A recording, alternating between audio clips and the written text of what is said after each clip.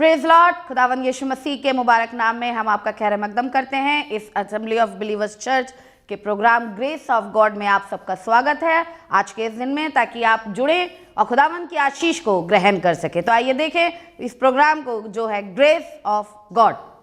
Praise Lord. प्रभु यीशु मसीह के मधुर, मुबारक और बरकत से भरे नाम में आपका स्वागत करते हैं।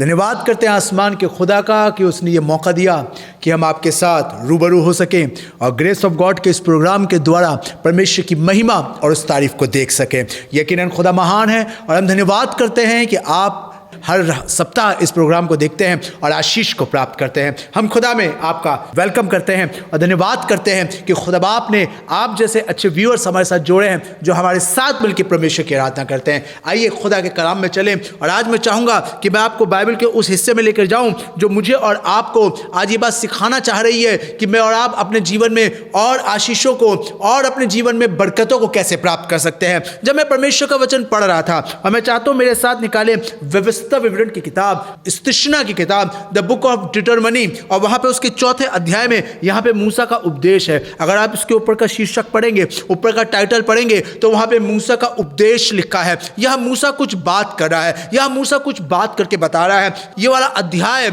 इससे पहले कि मूसा आगे बढ़ता, जानते हैं यहां पे मूसा इजरायलियों को एक उपदेश दे रहा है, क्योंकि इसके बाद मूसा आगे नहीं बढ़ेगा, इसके बाद मूसा वहीं रुक जाएगा। आगे वो कह रहा है, परमेश्वर ने उससे कहा तू अपने लोगों को बता दे। आगे वो एक नए मुल्क में जा रहे हैं, एक नई जगह पर जा रहे हैं। कमान दूसरे के हाथ में दे, किसी और को अब अधिकारी बना जो इनकी अगुवाई करेगा। और वो अधिकारी और कोई नहीं, यहोशू था जिसको परमेश्वर ने चुना था। और परमेश्वर ने मूसा से कहा कि तू अब लोगों को उपदेश दे, इनको तैयार कर कि इससे पहले कि ये उस दूसरे मुल्क में एक नए देश में जाकर जब वो रहने लगे तो इनको क्या करना चाहिए, क्या नहीं करना चाहिए, किस तरीके से अपने जीवन को जीना चाहिए। आज खुदा बाप भी मुझे और आपको बता रहा है। मैं और आप भी अन्य जातियों के मुल्क में रहते हैं, मैं और आप भी अन्य भाषा बोलने वालों के मुल्क में रहते हैं, गैर भाषा बोलने वालों के बीच में रहते हैं। हम उन लोगों के बीच में रहते हैं जो परमेश्वर को नहीं जानते, हम उन लोगों के बीच में रहते हैं जिनको परमेश्वर के बारे में नहीं मालूम है। और परमेश्वर चाहता है कि मैं और आप अपने जीवन को ऐसा कैसा बनाए कि जिसके द्वारा हम इन लोगों के बीच में हम परमेश्वर की बातों को दिखा सके। आज खुदा चाहता है कि मैं और आप अपने जीवन में इन बातों को ध्यान में रखें और ध्यान में रखकर आगे लेकर चलें। देखिए यहां मूसा उपदेश दे रहा है और मूसा लोगों को समझा रहा है और मूसा लोगों को एक चीज चिता रहा है। और मैं चाहता हूं चौथा अध्याय निकालें और इसकी चौथी आयत पे अगर आप गौर करेंगे,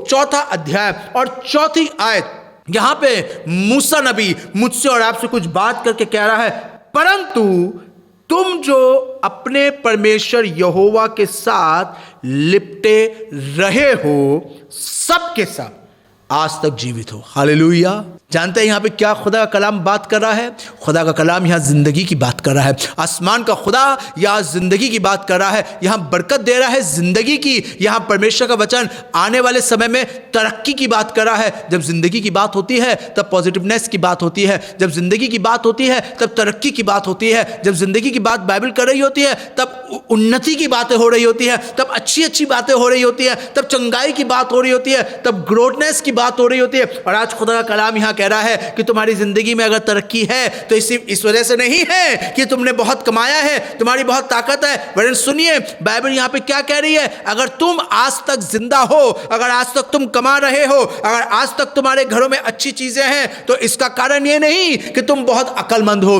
तुम बहुत टॉपर हो, तुमने बहुत अच्छी कंपनी में ज्वाइन करा है, तुम 1 लाख 1.5 लाख सैलरी को गेन करते हो, तुम्हारे पास महंगी वाली गाड़ी है इसलिए तुम्हारी जिंदगी बहुत अच्छी है, कि तुम्हारे बाप दादा रुपया छोड़ के गए थे इसलिए तुम्हारी जिंदगी बहुत अच्छी है, तुम्हारे बहुत अच्छे अच्छे कॉन्टैक्ट्स हैं इसलिए तुम्हारी जिंदगी अच्छी है, तुम्हारे रिश्तेदार अब्रॉड में रहते हैं, बाहर की कंट्रीज में रहते हैं और तुम्हारे पास दिनार, पाउंड्स और डॉलर आते हैं इसलिए तुम्हारी जिंदगी अच्छी है। नहीं, इस गलतफहमी में मत रहना। तुम्हारी जिंदगी जानते हैं क्यों अच्छी है? तुम्हारी जिंदगी के अच्छे रहने का कारण सिर्फ एक है, खुदा में लिपटे रहना। या यूं कहूं आज की सुबह, आज के दिन मैं आपसे अगर यूं कह सकूं कि जिंदगी और बेहतर हो सकती है, जिंदगी और बढ़िया और उम्दा हो सकती है जिस कंडीशन में आज आप हैं, इससे और बेहतर जगह पे आप जा सकते हैं अगर आप खुदा बाप से लिपटे रहे। आज खुदा यही चीज तो मुझसे और आपसे कहना मांग रहा है। आए खुदा के लोगों, आए इबादत करने वालों, आए मसीहों, आए विश्वासियों, अपने आसमान के खुदा से लिपटे रहो, उससे बगलगीर हो जाओ, उसको छोड़ो नहीं। जैसे एक छोटा बच्चा मां से लिपटा रहता है, आपने देखा होगा, नवजात शिशु को देखा होगा कैसे अपनी मां को लिपटे रहता है, अपनी मां की गोदी को पहचानता है, उस जगह को पहचानता है, उस हाथ के स्पर्श को पहचानता है कि मेरी मां का है। उसमें भी इतनी समझ नहीं होती है, इतनी अकल नहीं होती है, उसकी अकल इतनी ज्यादा डेवलप, उसका माइंड ब्रेन इतना ज्यादा डेवलप नहीं होता, लेकिन वो उस फील को महसूस करता है, उसके सेंसेस उसे इस बात को महसूस कराते हैं, ये जो स्पर्श है, ये जो टच है, ये मेरी मां का है, और वो उसको छोड़ता नहीं है। किसी गैर के हाथ में जाते कैसे रोने लगता है और मां से एकदम लिपट जाता है, ठीक हो जाता है। आए खुदा के लोगों, नवजात बच्चों की तरह अपने आसमान के खुदा से लिपटे रहो, तभी तो वो तुम्हें दूध पिलाएगा और तुम्हारी जरूरतें पूरी करेगा, तुम्हें जिंदा रहने की हर एक जरूरत की चीज तुमको देगा। आज दुनिया में यही तो समस्या है, आज बहुत से लोग यही गलती तो कर जाते हैं, अपने खुदा बाप से लिपटे नहीं रहते, अपने आसमान के खुदा से लिपटे नहीं रहते, वो खुदा को छोड़कर इधर उधर दूसरी जगहों पे चले जाते हैं। लेकिन खुदा का कलाम मुझसे और आपसे कह रहा है, अपने परमेश्वर से लिपटे रहो, बच्चों की तरह अपने परमेश्वर से लिपटे रहो। जब तुम अपने परमेश्वर से लिपटे रहोगे तो ये तुम्हारे लिए जीवित रहने का कारण बनेगी। हालेलुया। आज मुझे कह लेने दीजिए इस वाली बात को। अगर आप जिंदगी में आगे बढ़ना चाहते हैं, आप चाहते हैं आपका परिवार तरक्की करे, आप चाहते हैं आपके बच्चे तरक्की करे, आप चाहते हैं आपका घर तरक्की करे, आप चाहते हैं आपका बिजनेस तरक्की करे, आप चाहते हैं फाइनेंशियली आप तरक्की हो करे, आप चाहते हैं एजुकेशनली आप ग्रो करें, अगर आप चाहते हैं कि आपके घर में चीजें बढ़ती चली जाए, आपकी जिंदगी में किसी चीज की कमी ना हो, तो उसके लिए आपको रुपए की जरूरत नहीं, उसके लिए आपको अकल की जरूरत नहीं, उसके लिए आपको ताकत की जरूरत नहीं, उसके लिए आपको अपने परमेश्वर की गोदी चाहिए कि मैं खुदा बाप से लिपटा रहूं, मैं उस जगह चला जाऊं जहां परमेश्वर की महसूस होता है। तभी तो भजन संहिता उसके 91 के अंदर लिखा हुआ है, जो परम प्रधान के छाए हुए स्थान में बैठा रहे, वो सर्वशक्तिमान की छाया में सुकूनत करेगा। हालेलुया। खुदा बाप आपको पीस, खुदा बाप आपको सेटिस्फैक्शन, खुदा बाप आपको रिलैक्सेशन देना चाहता है, आपको आराम देना चाहता है, आपको संतुष्ट करना चाहता है, आपको तसल्ली और इत्मीनान देना चाहता है। जानते हैं कब? जब आप अपने आसमान के खुदा से लिपटे रहेंगे, अपने आसमान के खुदा को छोड़ के नहीं जाएंगे। खुदा का एक खादिम खड़ा हुआ, जब यीशु मसीह कहने लगा कि तुम मुझे छोड़ के क्यों नहीं गए, बाकी के 58 तो छोड़ के चले गए, बट तुम क्यों नहीं गए, तुम यहां पर अभी तक क्यों मौजूद हो? तो जानते हैं एक खुदा का सेवक प्रभु यीशु मसीह का चेला निकल कर आया और आके कहने लगा, हम तुझे छोड़कर जाए तो जाए कहां? पतरस कहने लगा, घुटनों पर बैठ के कहने लगा, हाथ उठा के यीशु मसीह की तरफ कहने लगा, हम तुझे छोड़कर जाए तो जाए कहां? जिंदगी की बात तो तेरे पास है। हालेलुया। दुनिया में हमें रुपया मिल जाएगा, दुनिया में शोहरत मिल जाएगी, दुनिया में हम बड़ा मकान तो बना लेंगे, लेकिन उस मकान के अंदर आनंद और खुशी नहीं आएगी। हम दुनिया के अंदर महंगे वाले बिस्तर तो खरीद लेंगे, लेकिन उस बिस्तर के ऊपर सेटिस्फैक्शन वाली नींद नहीं आएगी। हम दुनिया में 5 स्टार 7 स्टार होटलों में खाना तो खा लेंगे, लेकिन वो खाना मेरे पेट की आग नहीं बुझा सकता। हम दुनिया के अंदर शहर और मुल्क घूम लेंगे, हम चक्कर लगा लेंगे, लेकिन हमें आनंद और खुशी नहीं मिलेगी। जानते हैं क्यों? क्योंकि ये सब चीजें तो आसमानी गैरफानी बरकतें हैं, और ये तो खुदा से तेरी हुजूरी में मिलती है। हालेलुया। जो इंसान ये वाली बात समझ जाता है, जो इंसान, जो परिवार, जो बच्चे, जो जवान ये वाली बात समझ जाते हैं, खुदा बाप उनको जिंदगी बख्शता है, उनको खुदा बाप हमेशा की जिंदगी देता है, उनको आसमान का खुदा तरक्की देता है, खुदा बाप उनको बढ़ाता है। तभी तो यहाँ पे लिखा है, पौलुस प्रेरित कहने लगा, रोमियो की किताब उसका 8वां अध्याय उसकी 35वीं और 38वीं आयत में लिखा है, अब हमें कौन मसीह की मोहब्बत से जुदा कर सकता है? हालेलुया। कौन हमें मसीह की मोहब्बत से जुदा कर सकता है? ना अकाल, ना नंगाई, ना तलवार, ना झगड़े, ना कलेश, कुछ भी ऐसी वस्तु नहीं जो हमको मसीह की मोहब्बत से जुदा करे। हालेलुया। हर वो वस्तु जो आपके और आपके खुदा के दरमियान आए, देखिए कौन सी चीज़ है जो आपको अपने परमेश्वर के पास आने से रोक रही है। वो कौन सी बात हो सकती है? हो सकता है आपकी कोई विचारधारा हो सकता है आपकी कोई आदत हो। मेरा गुस्सा, मैं बहुत गुस्सा करता हूँ, मेरा ये गुस्सा मुझे बहुत पसंद है, मैं इस गुस्से के बगैर नहीं रह सकता, मेरा गुस्सा मेरी नाक पर रहता है। फटाक देनी से मैं किसी को भी थप्पड़ मार देता हूं, जो चीज हाथ में आती है उठाकर फेंक देता हूं, मैं बोलने से नहीं चूकता, तपाक उत्तर मेरे मुंह पे रहता है, पलट के मैं जरूर जवाब देता हूं। आए खुदा के लोगों, ये वो चीजें हैं, ऐसी और कई चीजें हैं। माफी ना मांगना, अपनी गलती का एहसास ना करना, माफ ना करना, एक दूसरे से प्यार ना करना, एक दूसरे की गलतियों को ना छुपाना, ये कई ऐसी चीज़ें हैं जो हमको मसीह में आगे बढ़ने से, परमेश्वर में लिपटे रहने से रोकती हैं। आइए इन सब चीज़ों को अपने जीवन से दूर करें। क्या कहता है इब्रानियों की किताब 12वां अध्याय और उसकी पहली आयत में यहाँ पे खुदा का खादिम एक बहुत अच्छी बात मुझसे और आपसे कह रहा है। सो जबकि गवाहों का ऐसा बड़ा बादल हमको घेरे हुए है, तो आओ हर एक रोकने वाली वस्तु और उलझाने वाले पाप को, जो आसानी से, ऐसी बहुत सी चीजें हैं आपको मालूम भी नहीं पड़ेगा कब कौन सी बात आपको ऐसी उलझा गई, ऐसा गुस्से का कौन सा कण ऐसा बहक गया जिसने आपको इतना बहका दिया कि आप चर्च तो जा रहे हैं लेकिन उस फलाने व्यक्ति से आप बात नहीं कर रहे हैं, आप हाथ नहीं मिला रहे हैं, आप उसकी तरफ देख भी नहीं रहे हैं। अगर वो सामने आता है तो मुंह सड़ा के बैठ जाते हैं। आपने आज तक उसको माफ नहीं करा है। कोई बात आपको बुरी लग गई, कोई चीज बुरी लग गई, किसी शादी में किसी रिश्तेदार ने आपके साथ कुछ गलत कर दिया, किसी के घर में आपके साथ कुछ हो गया, किसी ने आपको कुछ कह दिया, इतनी बात बुरी लग गई, दिल पे लेके बैठ गए। और खुदा के लोगों, यही वो चीजें होती हैं जो आसानी से हमें उलझा देती हैं, यही वो चीजें होती हैं जो हमारी आसमानी बरकतों को रोक देती हैं। किसी को माफ ना करना, हम क्यों माफी मांगे? हमने थोड़ी ना गलती करी थी, हमारी थोड़ी ना गलती थी, बात तो उसने शुरू करी थी। अगर उसने शुरू करी थी तो तुम खत्म कर दो। अगर तुम्हें आसमान के खुदा से जिंदगी चाहिए, तुम चाहते हो तुम्हारे परिवार में जिंदगी है, तो तुम खत्म कर दो। वो माफी नहीं मांग रहा, तुम माफ कर दो। अगर वो माफी मांग रहा है तो अपना ईगो, अपना अहम, अपना मैं आगे लेके मत आओ। आपको ठीक है, जा मेरे भाई मेरी बहन, मैंने तुझे माफ करा, गले से लगा लो, हाथ मिला लो। जानते हैं क्यों? अगर आपको जिंदगी चाहिए तो। जिंदगी वालों, अगर तुम्हें जिंदगी चाहिए तो खुदा का कलाम यहां पे कह रहा है, हर वो वस्तु जो हमें आसानी से उलझा देती है। आपको मालूम है क्यों उस खुदा के खादिम को खुदा ने इतनी बरकत दी कि उसकी मौत के हजारों साल बाद जब एक व्यक्ति सड़क पर चलता था तो लोग नहीं कहते थे, उसके माँ बाप के नाम से उसे नहीं पुकारते थे, ये नहीं कहते थे मरियम की संतान है, यूसुफ की संतान है, लोग चिल्ला के कहते थे आए दाऊद की संतान। जानते हैं क्यों? क्योंकि दाऊद वो व्यक्ति था जिसने अपनी जिंदगी में ये करके दिखाया। जब उसके सामने उसके दुश्मन का पोता बैठा हुआ था, मपीबोशेत बैठा हुआ था और कह रहा था मैं तो कुत्ता समान हूं, तो मुझ पे क्यों नजर करे? उसे मालूम था मेरे दादा ने बहुत गलत करा है, मेरे दादा ने इस व्यक्ति के साथ बहुत गलत करा है, इसको जब जहां मौका मिला इसको सताया है, इसकी जिंदगी बर्बाद कर दी है, नरक जैसी जिंदगी कर दी थी। कभी भाला फेंकता था, कभी तलवार से मारता था, कभी सैनिकों को भेज देता था, लेकिन यह व्यक्ति सालों दर साल जंगलों में भागता रहा। आज जब अथॉरिटी इसके हाथ में आई है, आज ये राजा बना है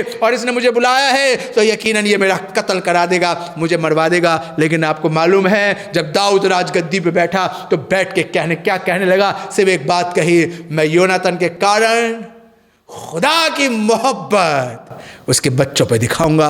और मपीबोशेत से कहने लगा, आए मेरे बेटे, तू परेशान मत हो, तू घबरा मत, तू मत डर, जितना कुछ तेरा बाप और दादा तेरे लिए छोड़ के गए थे वो सब मैं तुझे फेर देता हूँ। वाह, हालेलुया, हालेलुया। इस खुदा के खादिम ने कहा वो सब मैं तुझे देता हूँ। बात यहाँ खत्म नहीं हुई, उम्र भर तू और तेरा घराना मेरे बच्चों के साथ मेरी मेज पे बैठ के खाना खाएगा। Hallelujah, what a honour, what a great personality. जानते हैं क्यों? सिर्फ इसी वजह से, क्योंकि वो जानता था मुझे जिंदगी चाहिए तो मुझे ये काम करना पड़ेगा। कई बार बहुत सी चीजें हमें अपनी पसंद से बाहर होकर करनी पड़ती हैं, हमें अच्छा नहीं लग रहा उससे बात करें, लेकिन अगर आपको जिंदगी चाहिए तो आपको ये काम करना पड़ेगा। अगर आप चाहते हैं कि आपके परिवार में जिंदगी आए, अगर आप चाहते हैं आपके घर में जिंदगी आए, तो आपको ये चीज करनी पड़ेगी। खुदा के लोगों, कदम बढ़ाइए, अपनी जिंदगी में से उन चीजों को दूर करिए जो परमेश्वर के वचन के खिलाफ जाती हैं, जो खुदा की शिक्षा के विरोध में आती है। बाइबल में लिखा है, पौलुस कहता है, हम उस हर एक उस विचार को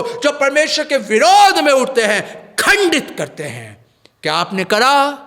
क्या आपने अपने अहम को, क्या आपने अपनी ईगो को, क्या आपने अपनी मैं को खंडित करा? क्योंकि ये बातें हैं जो हमको परमेश्वर में आगे बढ़ने से रोकती है। खुदा के लोगों, ये बात मुझे और आपको करनी पड़ेगी। हमें अपना फोकस परमेश्वर की बातों पे लगाना पड़ेगा, हमें अपना ध्यान परमेश्वर की बातों पे केंद्रित करना पड़ेगा। अगर हम ऐसा नहीं करेंगे तो मैं और आप इबादत नहीं कर सकते। मैंने एक कहानी पढ़ी थी और मुझे कहानी बड़ी अच्छी याद आ रही है।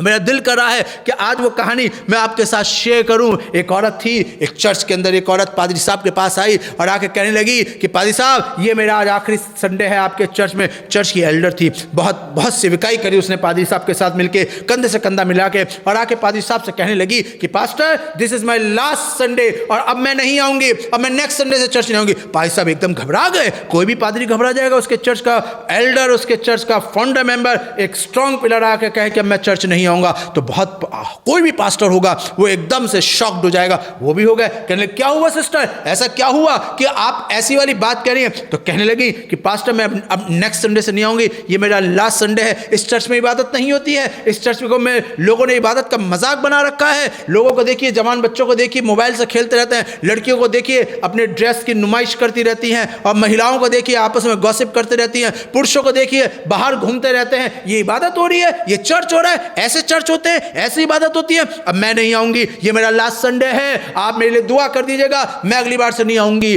पादी साहब ने बहुत समझाया। जब लेडी अपनी बात पे अड़ी रही तो पादी साहब ने कहा, सिस्टर ओके, मैं आपको नहीं रोकूंगा, लेकिन मैं चाहता हूं कि आप मेरी एक आखिरी विश पूरी कर दीजिए। उसने कहा, पास्टर श्योर, आपके लिए मैं कुछ भी कर सकती हूं, जो आप कहेंगे मैं करूंगी। तो पादी साहब ने कहा, सिस्टर अभी 10 मिनट बाद चर्च शुरू होने वाला है, और मैं चाहता हूं कि जब चर्च शुरू हो और जब तक चर्च खत्म हो, आप सिर्फ एक काम करिएगा और कुछ काम मत करिएगा बस। और सिस्टर ने कहा, क्या करना होगा मुझे? उन्होंने एक जवान बच्चे को बुलाया और उससे कहा कि एक बोल लाओ और पानी से भर कर लाओ। और बोल वो पानी से भर कर लाया। उसने वो बोल पानी से भरा हुआ उस लेडी के हाथ में दिया, और पादी साहब ने कहा, सिस्टर सिर्फ एक काम आपने करना है, ये बोल लेना है। जब चर्च सर्विस शुरू होगी और जब चर्च सर्विस खत्म होगी, आपको सिर्फ ये बोल लेके चर्च में सिर्फ घूमना है, और ध्यान रखना है इसमें से पानी की बूंद बाहर ना गिरे। मैंने कहा, बस?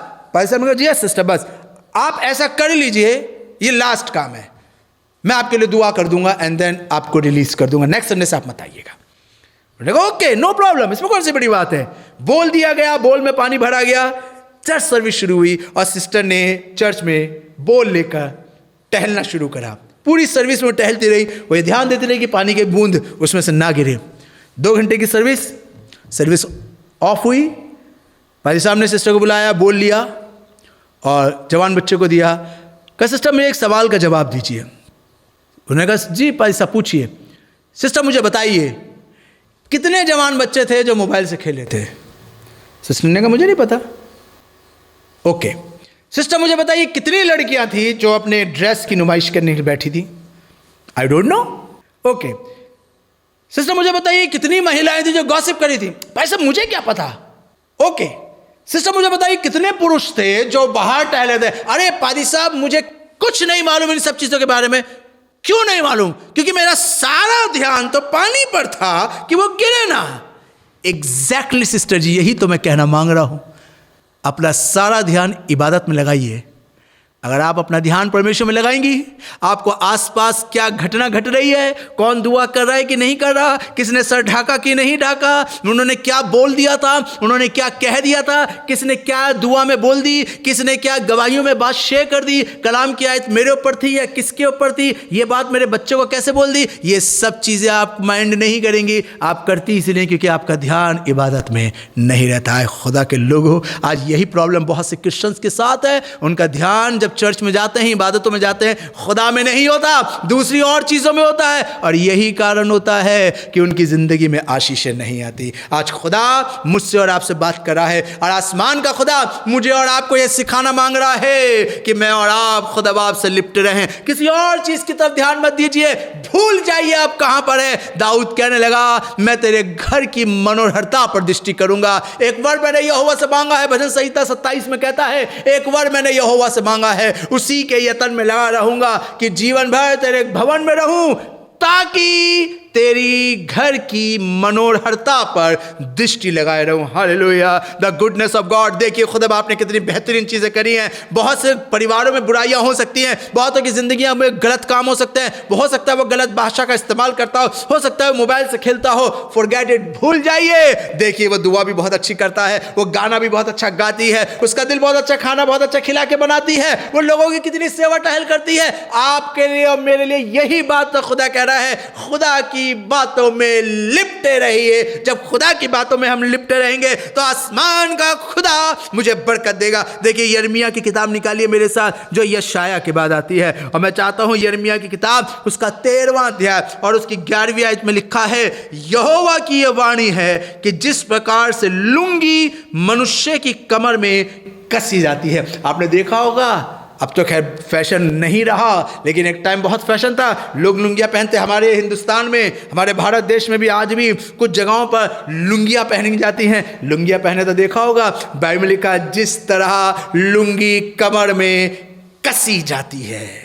बाइबल में क्या लिखा है? जिस प्रकार लुंगी मनुष्य की कमर में कसी जाती है, उसी प्रकार से मैंने इजराइल के सारे घराने और यहूदा के सारे घराने को अपनी कमर में बांध लिया था कि वो मेरी प्रजा बने। हालेलुया। अगर खुदा बाप की प्रजा बननी है तो आपको लुंगी जैसे कमर में बंधी जाती है। लुंगी जितनी कसी रहे टाइट, उतना ही मजा आता है। लुंगी ढीली हुई तो बेइज्जती हो जाती है। आज बहुत से परिवारों की बेइज्जती हो रही है, बहुत से मसीहों की बेइज्जती हो रही है, बहुत से घरों में बेइज्जती हो रही है, बहुतों की इंसल्ट हो रही है। वो इंसल्ट फील करे, जानते हैं क्यों? इबादत तो कर रहे हैं, चर्च तो जा रहे हैं, बट उन्होंने अपने जीवन को परमेश्वर में बांध के नहीं रखा। वो उनकी पकड़ परमेश्वर में ढीली हो गई, वो खुदा से ज्यादा किसी और चीज पर ध्यान देने लगे। लुंगी खुल गई और उनकी बेइज्जती हो गई। आज खुदा बाप चाहता है कि मेरी और आपकी इज्जत बनी रहे। हमें इज्जतदार बनाने वाला आसमान का खुदा है, और वही खुदा मुझसे और आपसे कह रहा है, क्योंकि वो चाहता है कि मैं और आप बहुत वैल्यूएबल, उसे हमारी वैल्यू पता है, इसलिए वो चाहता है कि मैं और आप बहुत वैल्यूएबल पर्सन बने।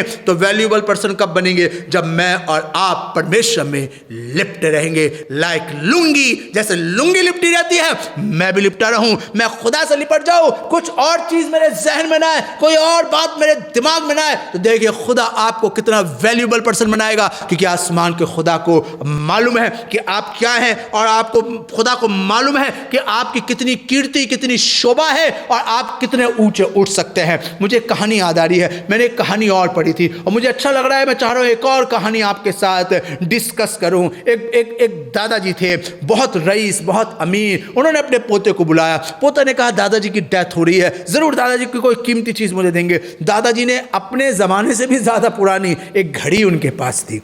वो बहुत पुरानी घड़ी थी। दादाजी ने अपने ज़माने से भी ज़्यादा, तकरीबन वो 100 साल पुरानी घड़ी थी, लाकर उन्होंने अपने बेटे को दी। उन्होंने कहा बेटा ये घड़ी है और मैं चाहता हूँ तुम रख लो।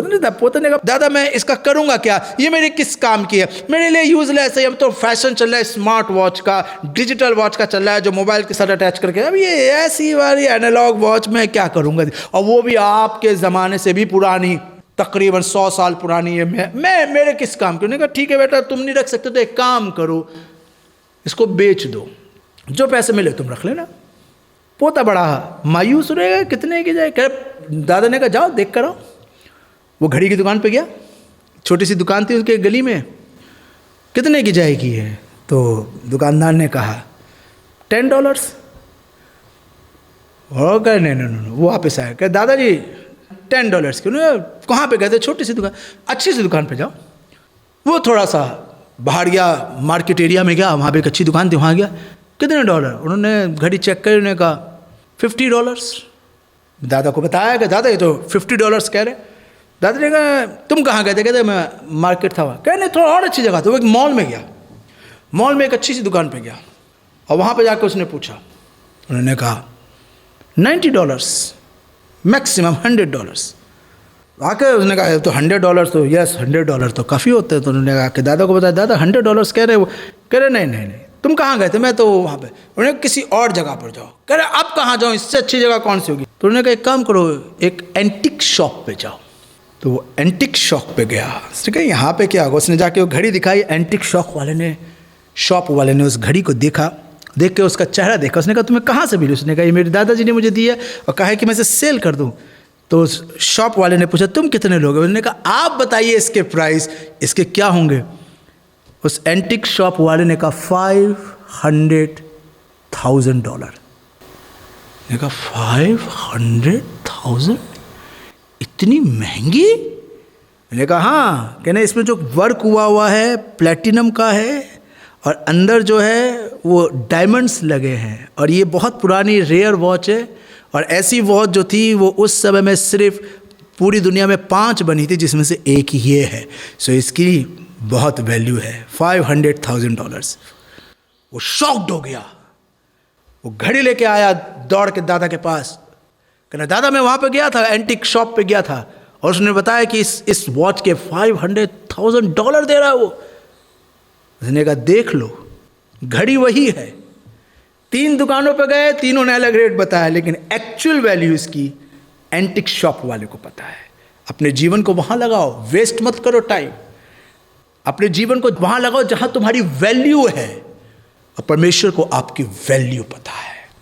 दुनिया के अंदर, दुनिया की व्यर्थ बातों के अंदर अपना समय वेस्ट मत करिए। उसे मालूम है कि आप क्या है, उसको आपकी वैल्यू पता है। जैसे बाइबल में लिखा है कि एक आदमी को एक मोती मिला खेत के अंदर, मत्ती 13वें अध्याय में लिखा है, उसने अपना सब कुछ बेचकर उसे खरीद लिया। आसमान के खुदा को आपकी वैल्यू पता है, इसलिए उसने अपना सब कुछ बेचकर आपको खरीदा है। उसने अपने बेटे को बेचा है, उसके बेटे ने अपना लहू बेचा है, अपनी इज्जत बेची है, अपनी पीठ पर खोड़े खाए हैं। तभी तो ये शायद 53 अध्याय में लिखा है, हमारे अपराधों के हेतु वो कुचला गया। उसकी पीठ पे पड़ने वाला हर एक कोड़ा मेरा दाम चुकाता है, हमारा दाम चुकाता है। उसके चेहरे पे पड़ने वाला हर एक थप्पड़ हमारी कीमत अदा करता है। उसके शरीर से बहते लहू की हर एक बूंद हमारे कर्जे चुकाती है। आप बहुत वैल्यूबल हैं। आसमान के खुदा की निगाह में आपकी बहुत कीमत है, और ये कीमत और बढ़ भी सकती है। लिपटे रहिए, अपनी सही जगह को पहचानिए। आपकी जगह इस दुनिया की बातों में नहीं है, दुनिया के ट्रेंड्स, दुनिया के फैशन में नहीं है। जैसे दुनिया के लोग आजकल अपना time WhatsApp, Facebook, TikTok time waste कर रहे हैं, पबजी खेल के अपना टाइम वेस्ट कर रहे हैं। बाइबल पढ़ने का टाइम नहीं है, प्रार्थना करने का टाइम नहीं है। रात के 3-3, 4-4 सुबह के लगे रहते हैं, घंटों अपना व्यर्थ लगा देते हैं। खुदा के लोगों, आज परमेश्वर आपसे बात कर रहा है। परमेश्वर आपको बताना मांग रहा है आप कितने वैल्यूबल हैं कि उसने अपना बेटा आपके लिए दिया है। ये कोई मामूली बात नहीं है। इसलिए खुदा चाहता है लिपटे रहिए। जिंदगी चाहिए, हमेशा की जिंदगी चाहिए, लिपटे रहिए और खुदा आपको जिंदगी का मालिक बनाएगा। परमेश्वर आपको जमीन से उठा के उमराओं के बीच में बैठा देगा। आसमान का खुदा अपने सिंहासन पे आपको बैठाएगा। वो आपकी जिंदगी की हर एक जरूरत को पूरा करेगा। बात तो यह है कि मैं और आप परमेश्वर से लिपटे रहें। खुदा आपको आशीष दे। आइए प्रार्थना करें। अपनी आंखें बंद करें, अपने स्वरों को झुकाएं और परमेश्वर की हुजूर प्रार्थना करें। पिता परमेश्वर, तेरी हुजूरी में आते हैं और तेरा धन्यवाद करते हैं कि तूने आज हमें यह चीज़ सिखाई है कि परमेश्वर हम अपनी राहों को पहचानें, हम अपनी वैल्यू को समझें। हमारे लिए ज़िंदगी, हमारे लिए खुशी तेरे करीब, तेरे से लिपटे रहने पे, कुछ और हमारे जहन में ना चले, वरन हम सिर्फ तुझसे लिपटे रहें। मेरे खुदा, हम में से हर एक को ये कुव्वत दे, ये बरकत दे कि हम इस बात को बाखूबी समझ सकें। आज प्रार्थना करते हैं कि तेरा जलाल हम पे जाहिर हो। आज सुनने वाले और देखने वाले हर एक व्यक्ति, हर एक महिला, जवान, बुजुर्ग, मैं दुआ करना चाहता हूँ इन सब के लिए। परमेश्वर तू इन्हें छू और ये कुव्वत दे परमेश्वर कि तुझसे लिपटे रहे। कोई भी चीज़ तेरे और इनके दरमियान ना है। इन्हें सामर्थ्य, बुद्धि दे कि हर एक रोकने वाली चीज़ को दूर करे। यीशु मसीह के नाम से मांगते हैं, आमीन। God bless you. खुदा आपको आशीष दे। उम्मीद है कि आज आपने ज़रूर बरकत को हासिल किया होगा और खुदावंद ने आपको आशीष दी होगी। हम चाहेंगे कि आप हमसे संपर्क करें। अगर आप किसी भी तरीके की सहायता करना चाहते हैं, दुआएं हैं आपके पास, प्रार्थनाएं हैं, तो ज़रूर आप हमसे संपर्क करें। हमारा पता और हमारे नंबर्स आपके पास पहुंच चुके हैं। आप इनके द्वारा हमसे कांटेक्ट कर सकते हैं ताकि हम दुआओं में और आपके साथ मिलकर खुदावंद की महिमा में आगे बढ़ सके। Praise the Lord. खुदा आप सबको बहुत आशीष दे। हमारा एड्रेस है assembly of believers church, S410 street number 11, school block, Shakarpur, Delhi 110092। और अगर आप हमसे फ़ोन पे कांटेक्ट करना चाहते हैं तो हमारे नंबर हैं 8527158740 और दूसरा नंबर है 9891358387। इसके अलावा 9891152423